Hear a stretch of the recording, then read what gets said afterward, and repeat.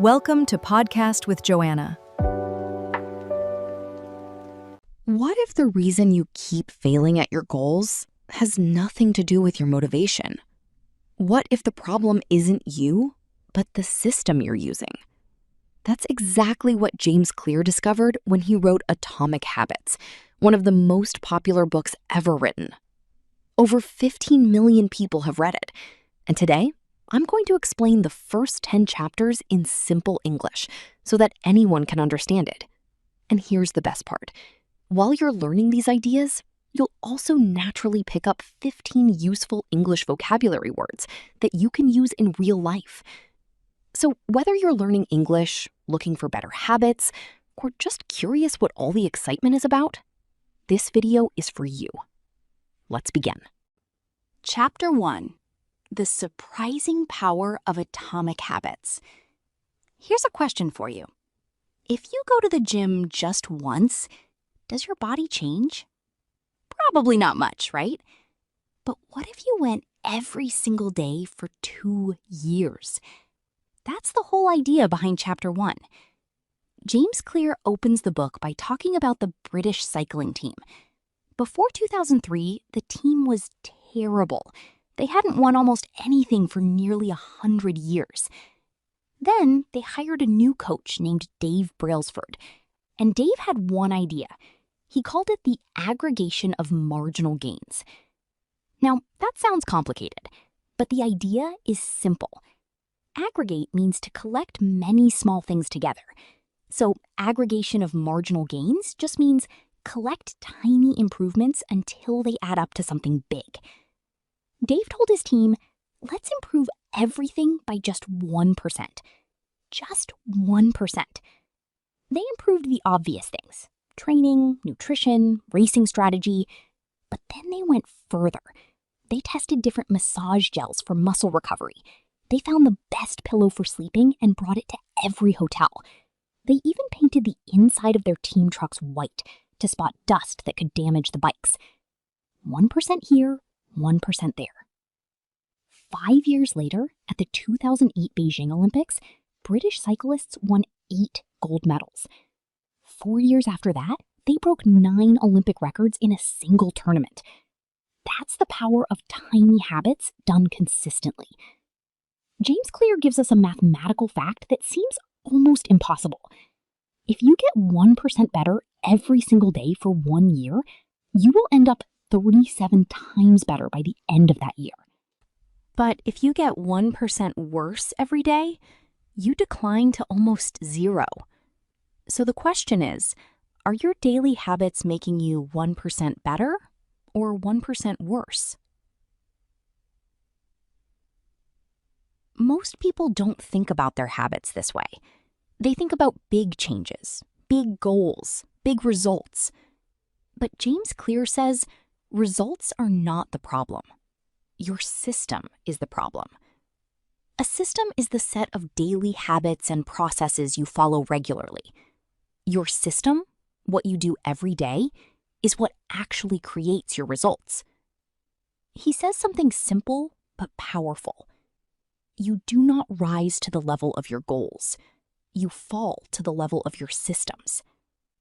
Think about that for a second. Every person who wants to get fit has the same goal, be healthy. But only the people with a good system, a daily habit of exercise, actually get there. Chapter 1 completed. Chapter 2. How your habits shape your identity, and vice versa. Here's something most people get completely backwards. They try to change their habits by focusing on what they want to achieve. I want to lose weight. I want to read more books. I want to save money. James Clear calls this outcome-based thinking. You're focused on the outcome, the result at the end. But here's the problem. When the habit gets difficult, and it always does, there's nothing stopping you from quitting because the outcome is far away. The gym is painful today. The result is months away. So James Clear introduces a completely different approach. He calls it identity-based habits. Identity means the way you see yourself, who you believe you are. And James Clear says, if you want lasting habits, start with who you want to become, not what you want to achieve. Let me give you an example. Two people are trying to quit smoking. Someone offers person A a cigarette. They say, "No, thank you. I'm trying to quit." Someone offers person B a cigarette. They say, "No, thank you. I'm not a smoker." Do you feel the difference? Person A is still fighting their identity. They see themselves as a smoker who is trying to stop. Person B has changed their identity. They are simply not a smoker. The habit follows from the identity, not the other way around. James Clear says every action you take is like a vote for the kind of person you want to become. Go to the gym once? That's one vote for I am someone who exercises. Go again tomorrow? Another vote. Go for a year? You have hundreds of votes, and now that identity is undeniable. Undeniable means so clear and obvious that nobody can argue with it. This is why he says don't focus on the goal.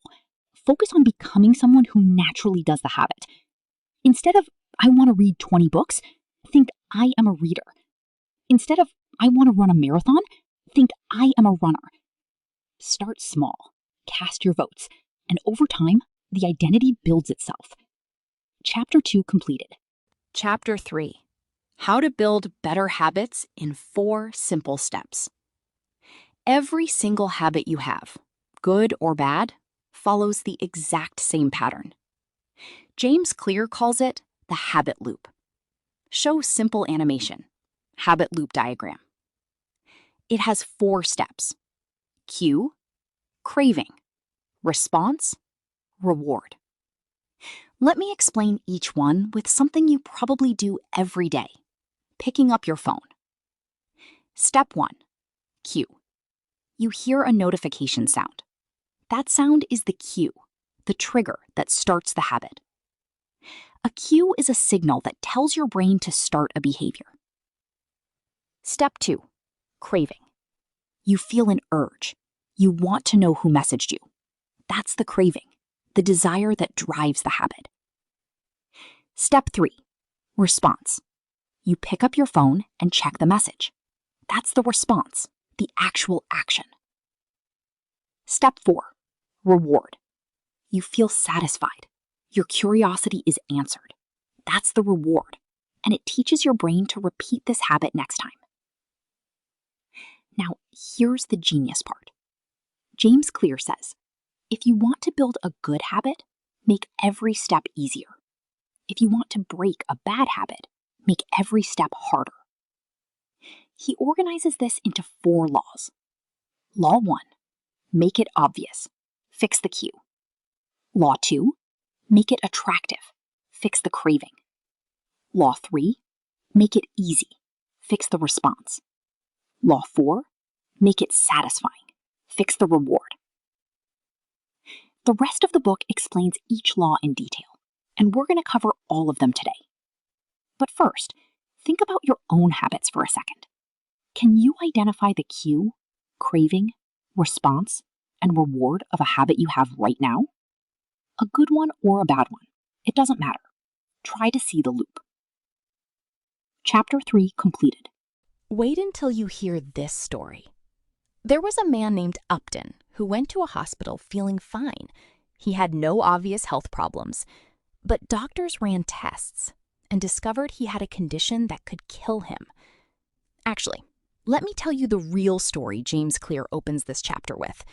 He talks about Scott Adams, the creator of the Dilbert comic strip. Scott wasn't naturally talented at drawing. He wasn't a great writer, but he had one system. Every day, he practiced and created something. He became one of the most published cartoonists in the world. James Clear uses this chapter to explain how habits work in our minds without us realizing. He says, most of your daily behavior is automatic. Automatic means happening without thinking. Your brain does it without you choosing to. Scientists estimate that approximately 40 to 50% of the actions you take every day are habits, things you do automatically without making a conscious decision. Think about it. When you brush your teeth, do you think about every movement? No. Your brain runs the program automatically. This is actually good news. It means your brain is saving energy. Every time you repeat a behavior, your brain becomes more efficient at doing it. Efficient means doing something well without wasting time or energy. The problem is, your brain does this for bad habits too. Checking social media, eating junk food, procrastinating, these become just as automatic as brushing your teeth. So the key is to make good behaviors automatic. And Chapter 4 starts teaching us how to do that. The first step? Become aware of your habits, because you can't change what you don't notice. James Clear introduces a tool called the Habits Scorecard. Write a list of everything you do in a day. Then, next to each habit, put a plus if it helps you, a minus if it hurts you, or an equals if it's neutral. Neutral means neither good nor bad, having no strong effect either way. Try it tonight. You might be surprised by what you find. Chapter 4 completed. Here's something interesting.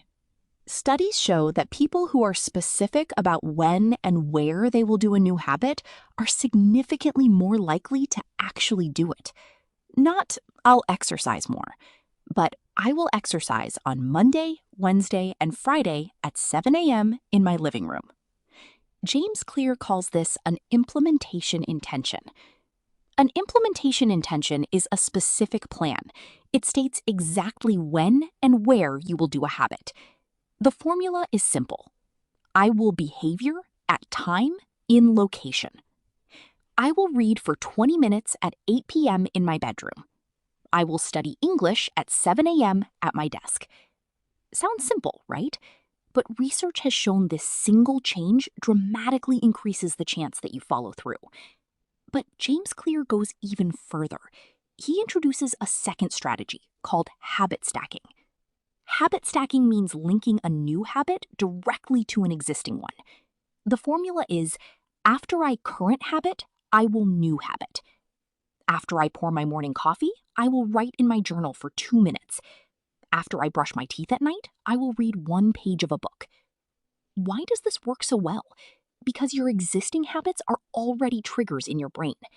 A trigger is something that automatically causes a reaction or behavior. When you link a new habit to an existing trigger, your brain connects the two automatically. You don't have to remember. The existing habit reminds you to do the new one. This is one of the most practical strategies in the entire book. You can start using it today. What habit do you do every morning without thinking? And what new habit do you want to build? Link them together right now. Chapter 5 completed. Chapter 6. Motivation is overrated. Environment matters more. Most people think motivation is the key to building good habits. They wait to feel motivated. They search for the right mood, the right moment. James Clear says that's the wrong way to think about it entirely. He tells a story about Anne Thorndike, a doctor in Boston. She wanted to help hospital workers eat healthier, but she didn't give any speeches or advice. She didn't tell anyone to change. Instead, she redesigned the hospital cafeteria. She moved the water bottles to the front of the refrigerator, where sodas used to be. She put fruit near the checkout. She made healthy food the easiest thing to see and grab. Within 3 months, water sales went up significantly. Soda sales went down. Nobody's motivation changed. The environment changed. An environment is the surrounding conditions, places, and objects that influence your behavior. James Clear says you don't need more motivation. You need a better environment. He calls this choice architecture, designing your space so that good choices are easy and bad choices are hard. Want to read more? Put a book on your pillow every night. Want to eat less junk food? Don't keep it in the house.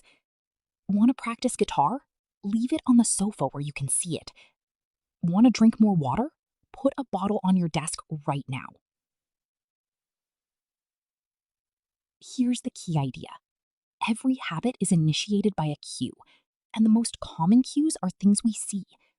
So if you want a new habit, make the cue visible. And if you want to break a bad habit, make the cue invisible. Remove it from your environment. Think about your phone. If your phone is on your desk, you'll probably check it every few minutes. If it's in another room, you might not think about it for hours. Same person, same motivation. Different environment, different behavior. This is one of the most powerful and practical ideas in the whole book. Chapter 6 completed. Chapter 7. The Secret to Self-Control. Here's something surprising about self-control.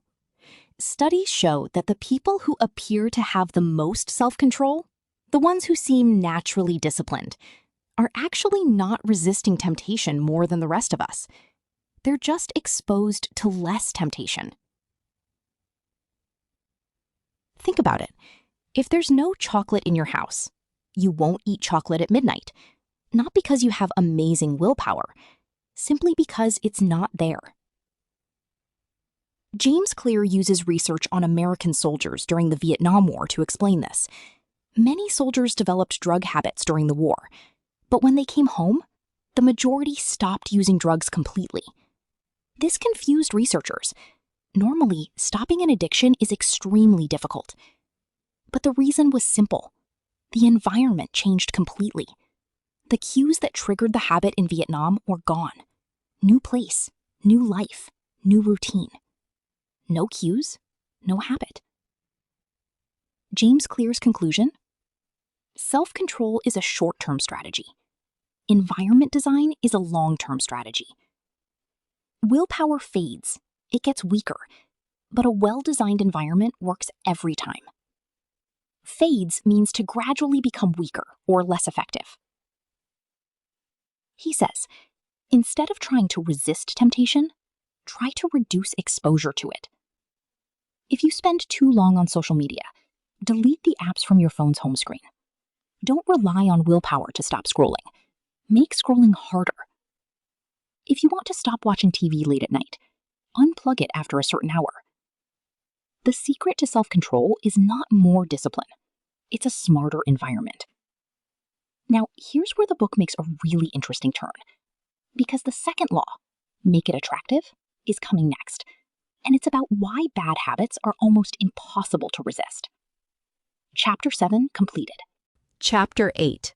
How to make a habit irresistible.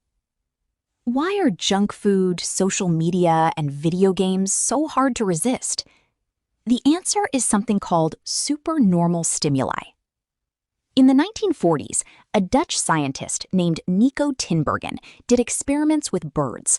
He found that birds would ignore their own real eggs to sit on fake eggs that were bigger and brighter than real ones. The fake eggs triggered a stronger response than reality. James Clear says humans face the same problem. Modern junk food, social media, and entertainment are like fake eggs. They're engineered to be more attractive than anything that naturally exists. Junk food companies design food to hit the exact combination of salt, sugar, and fat that makes your brain scream more. Social media platforms are designed by teams of engineers to keep you scrolling. Every like, every notification is a small reward hitting your brain. So how do we build good habits using the same idea? James Clear introduces a strategy called temptation bundling. Temptation bundling means pairing a habit you need to do with something you want to do. Only listen to your favorite podcast while exercising. Only watch your favorite TV show while folding laundry. Only eat your favorite meal on days when you studied. This makes the habit you need to do feel more appealing. Appealing means attractive and desirable, something that makes you want to do it. You're borrowing the attraction from something enjoyable and attaching it to something useful. And it works because your brain starts to associate the good feeling with the good habit. Chapter 8 completed. Chapter 9. The role of family and friends in shaping your habits. Here's a question that might make you uncomfortable. Look at the 5 people you spend the most time with. What habits do they have? Because whether you realize it or not, those habits are influencing yours. James Clear explores one of the most interesting ideas in the book here. We are deeply shaped by the people around us. He talks about 3 groups that influence our habits. The close, your family and friends. You naturally copy the people you love and trust. The many, the crowd, the group you belong to. If everyone in your group studies hard, you'll probably study hard. If everyone in your group stays up late and eats badly, you'll probably do that too. The powerful, people you admire. We copy the habits of successful, prestigious people because we want what they have. Prestigious means respected and admired by many people because of high status or achievement. James Clear's advice: join a group where the desired behavior is already the normal behavior. If you want to read more, join a book club. If you want to exercise regularly, find friends who already go to the gym. If you want to improve your English, spend more time with people who speak English. This is not about pressure. It's about culture. When the people around you naturally do something, it becomes much easier for you to do it too. He also points out something very human. We all want to fit in, and habits that help us fit in feel naturally more attractive. So use that to your advantage. Choose your environment and choose the people in it deliberately. Deliberately means on purpose, with clear intention and thought. Chapter 9 completed. Chapter 10. How to find and fix the causes of your bad habits. Every bad habit has a craving underneath it.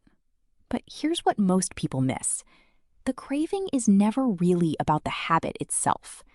Let me explain. James Clear says that every craving has a deeper motive behind it. A motive is a reason or desire that causes you to do something. When you feel the urge to check social media, the real motive is not, I want to look at Instagram. The deeper motive is, I want to feel connected. I want to reduce loneliness. I want to be entertained. When you eat junk food when you're stressed, the real motive is, I want to reduce anxiety. I want to feel better. The habit is just one way your brain has found to satisfy that deeper motive, but it's not the only way. James Clear says, bad habits are really just bad solutions to genuine human needs. And here's the empowering part. If you can satisfy the same underlying motive with a better habit, the bad habit loses its power.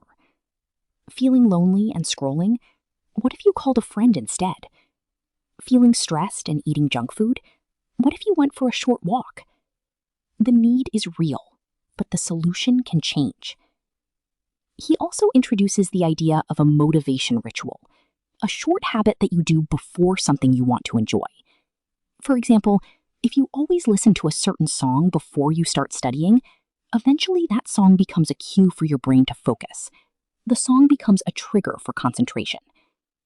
He says, the key to making bad habits less attractive is to reframe how you think about them. Reframe means to look at something in a completely different way, to change the meaning you give to it.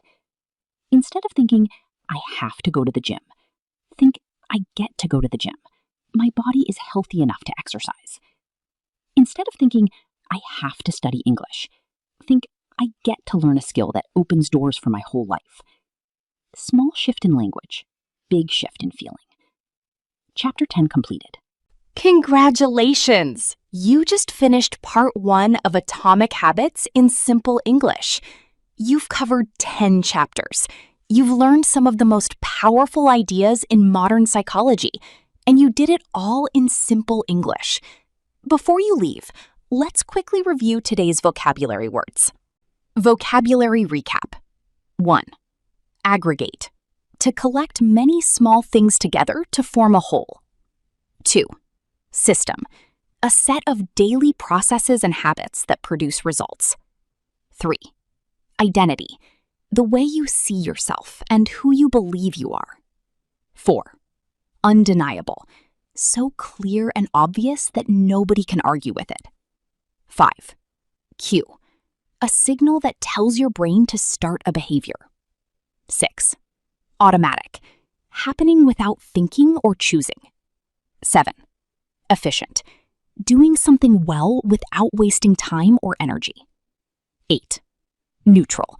Neither good nor bad, having no strong effect. 9.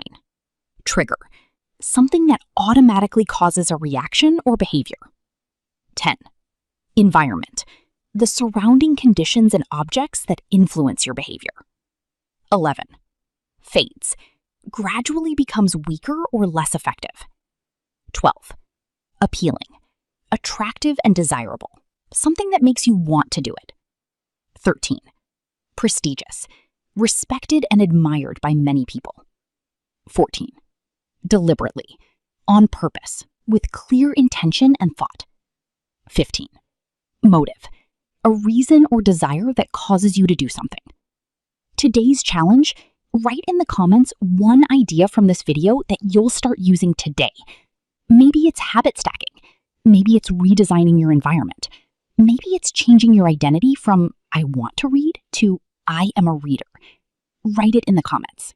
I read every single one, and I love seeing your progress. If this video helped you learn English while understanding an amazing book, subscribe and turn on notifications so you never miss a new part. And comment part 2 if you're ready for the next chapters. See you in the next video.